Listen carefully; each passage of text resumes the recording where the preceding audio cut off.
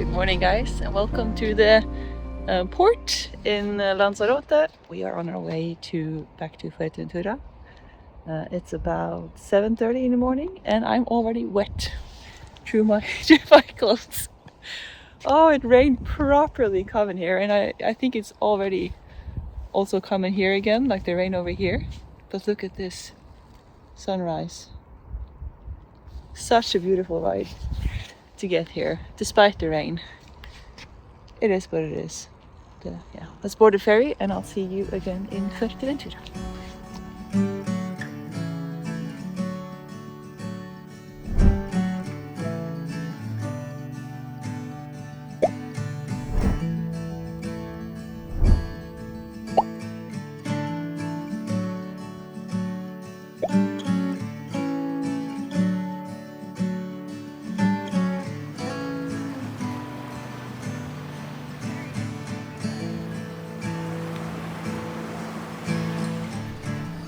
Alright, here we are, back in Fuerteventura. The sun is shining. It looks like it's going to be a good day, but you never know here, do you? I am still drying up a little bit from the ride this morning. You end up sitting in a puddle, so I am wet to my underwear, but I'm sure it's gonna dry up pretty fast as soon as we start riding and get some wind flowing in the right areas, you know. Why did I say that? I don't know. It's done. Nothing to do with it. I have a plan-ish for today. Hold on. There we go. To make a loop back to the south, all the way south of the island, because early tomorrow morning, I'm going back to Gran Canaria. So I have one full day here to travel through the island. I think if you go the fastest roads from one side to the other, it's like maximum an hour and a half, so it's not a very big island. You can do a lot in a day. The first stop is Popcorn Beach, and you'll see why it's called that once we get there. And then I'll backtrack a little bit, go through some sand dunes on asphalt, not the actual dunes, but there's dunes on the sides, I think. And then I think I want to head back into the mountains that we rode on our way here, but do a road that I didn't do that time because it was so foggy and rainy. And then we'll take it from there. I think there's also a lighthouse towards the end of the day I want to visit, so lots of good stuff coming up today.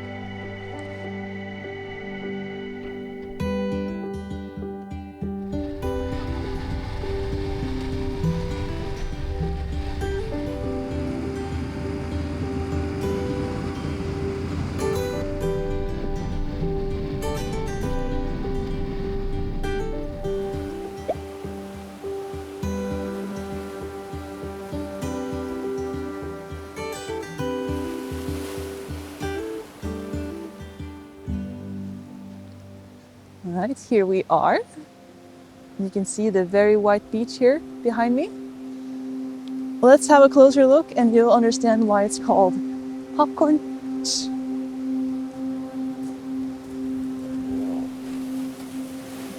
Look at these! They look like little popcorns. The whole beach.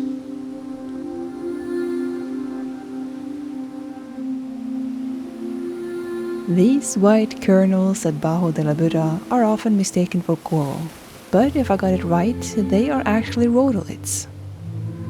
Nodules of red algae that grow extremely slow on a seabed, only about 1 millimeter a year. Over centuries they roll in the currents, forming these rounded shapes before eventually washing ashore and bleaching white in the sun. Removing them from the beach is strictly forbidden, and because they grow so slow, it would take nature hundreds of years to replace even a single handful. Some things are best enjoyed exactly where they belong.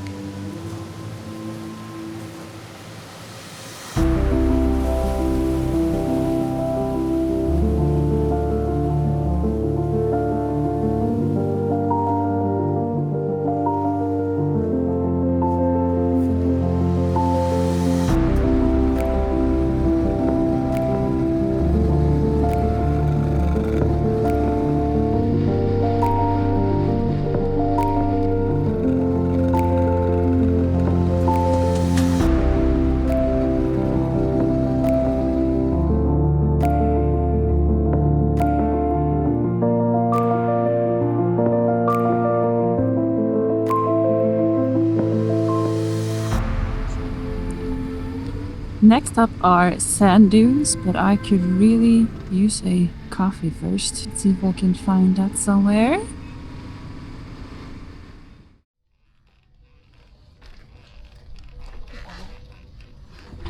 I see a sign that says homemade cake. I'm sold.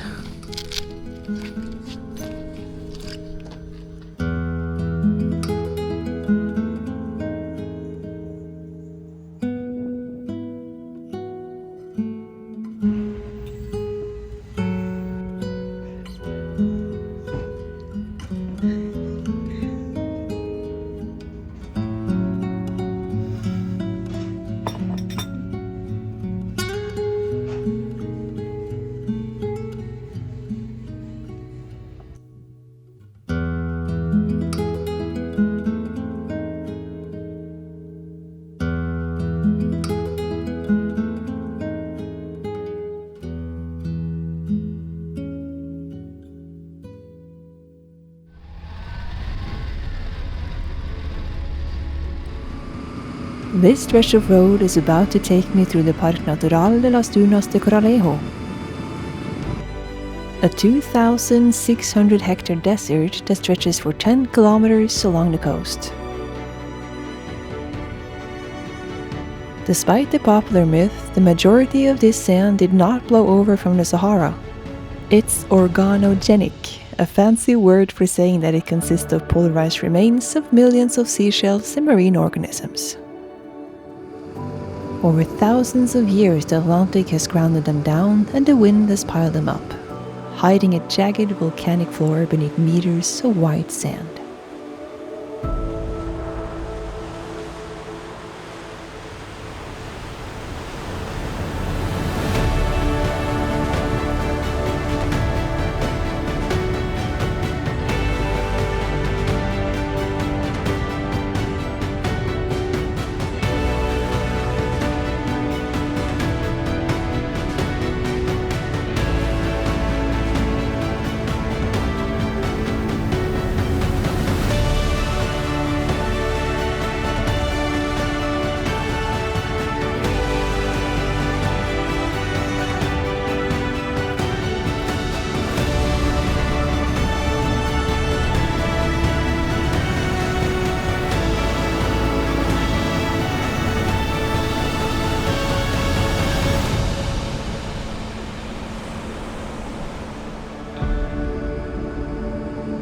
Can you see these clouds behind me here? I swear to God, the rain is chasing me. I have my doubts, but maybe we can outrun it. Anyway, that's it for the dunes of Corralejo. Let's head back into the mountains. So we're gonna make a right down the road here and head west again into the mountains over there. Hopefully the clouds are not hanging too low today. We'll find out soon enough.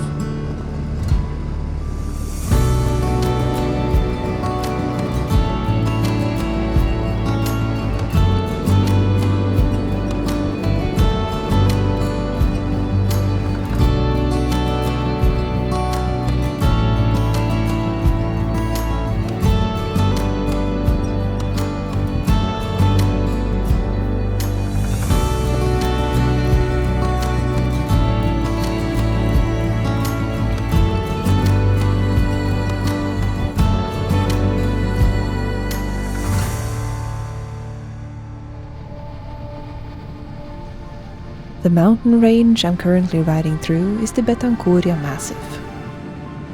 It's part of what scientists call the basal complex, a massive chunk of the ancient ocean floor that was pushed up from the deep over 20 million years ago. It's the oldest landmass in the entire Canary Islands.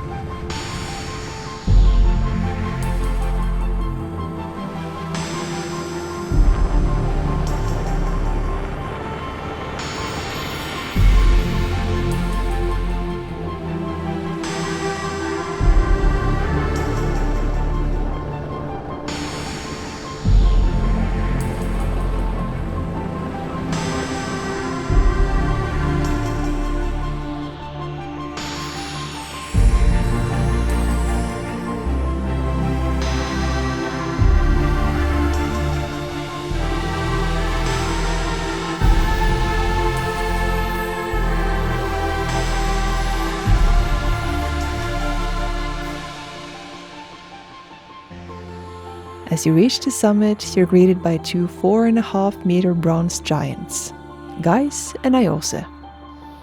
Legend says these were the last two kings of the island before it was conquered in the 1400s. They famously divided Fuerteventura into two rival kingdoms, Maxorata in the north and Handia in the south.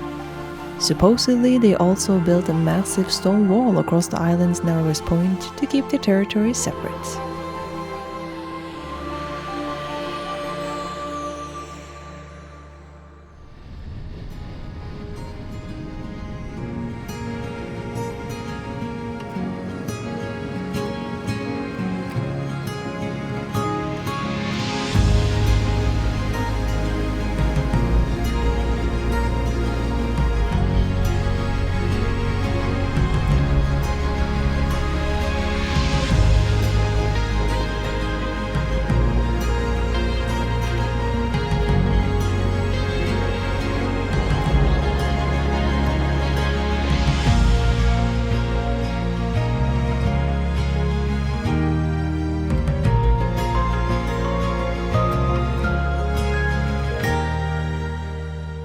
It just doesn't end, you know?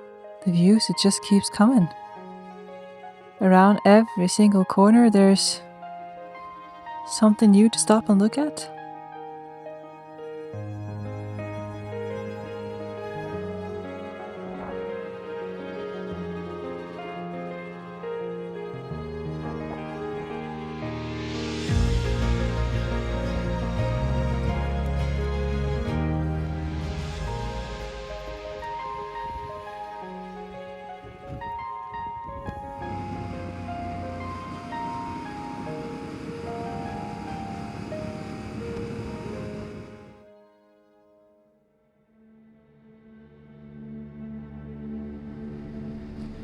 Alright, we are in Pajara, and I think that was it for the mountain passes, or the mountain range there.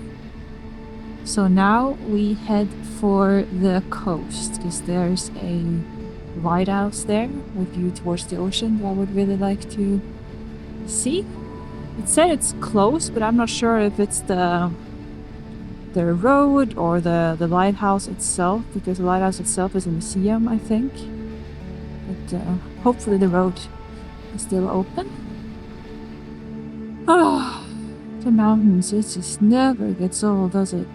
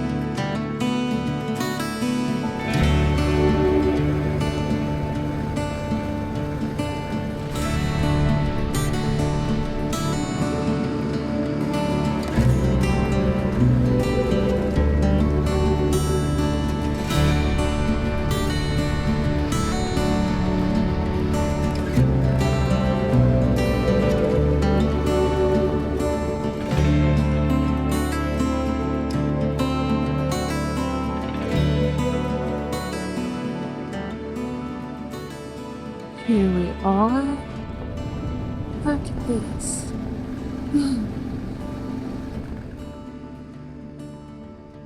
Whoa. Whoa. Oh, that's so cool.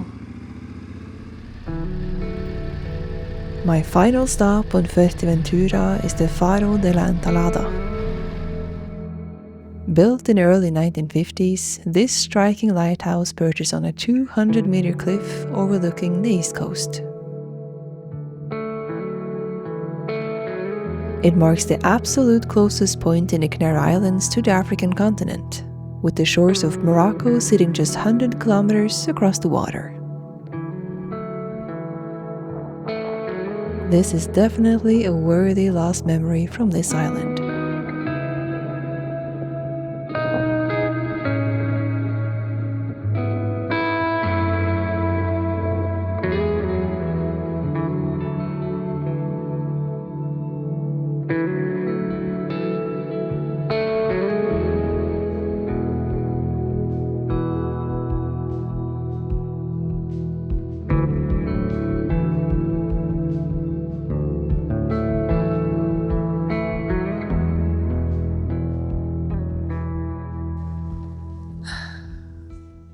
what a day.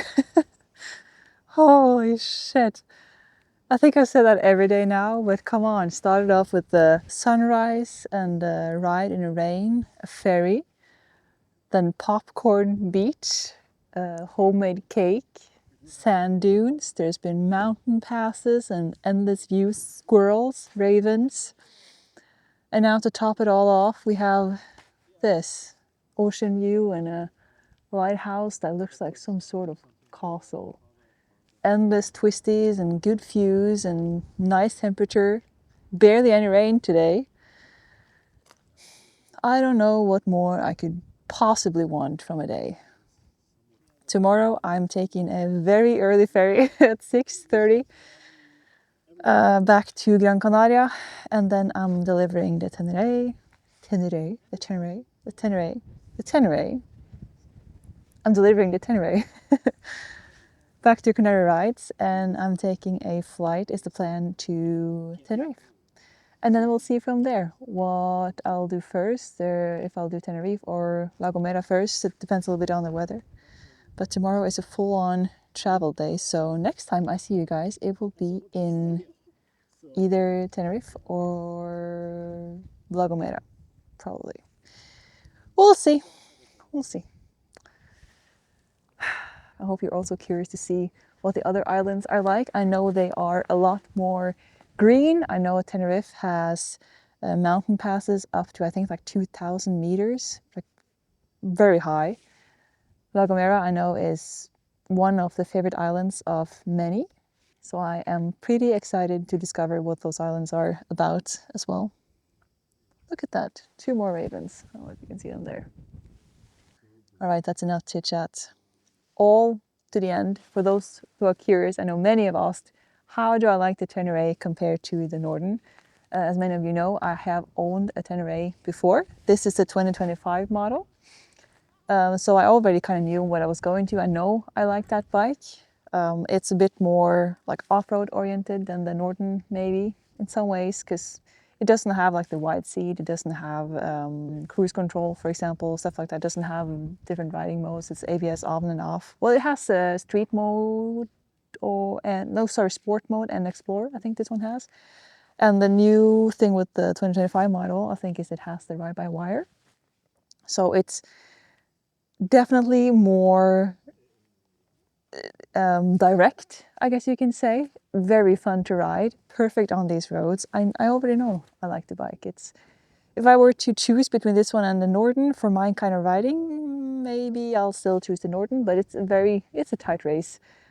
Just because the Norden is a little bit more street oriented, and I do ride mostly street road and not so much off-road. But this one also feels smaller, like it's slimmer between your legs. It feels more nimble in some ways. It's not as top heavy as I remember it to be. It's many pros and cons. There's tank size, there's the windshields, there's a lot of different things. I think it's a pretty tight race between them. My heart is with the Norden. It means a lot to me emotionally. Oh well, so that's my conclusion. I'm curious to hear what you think, if you tried both of them. But yeah, that's it for today. That's it for these islands. I'll see you again on the next. Bye!